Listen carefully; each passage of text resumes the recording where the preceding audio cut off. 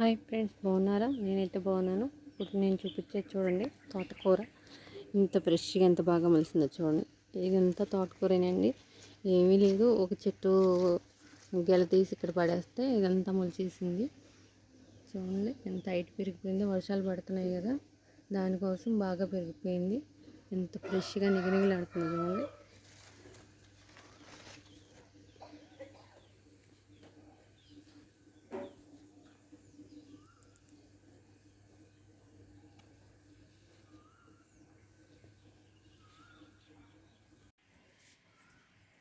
ఇదిగో చూడండి ఫ్రెండ్స్, ఇది తోటకూర గెల్లండి. ఈ చెట్లకి ఎండిపోయి వస్తాయి గెల్లు.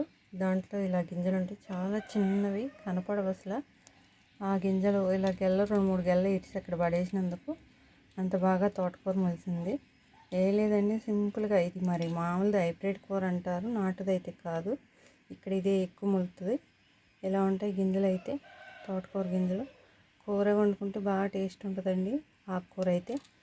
ఇలాగే గెల్ల తెంపేసి 4-5 గెల్ల అక్కడ పడేసాను. వాటికి ఇచ్చి అవే మలిచిపోయినాయి. అన్నీ తోటకూర మొక్కలు వచ్చేసినాయి అక్కడంతా. ఓకే ఫ్రెండ్స్, నా వీడియో నచ్చినట్టయితే, చూసినట్టయితే లైక్ చేయండి, షేర్ చేయండి, సబ్స్క్రైబ్ చేయండి ఫ్రెండ్స్.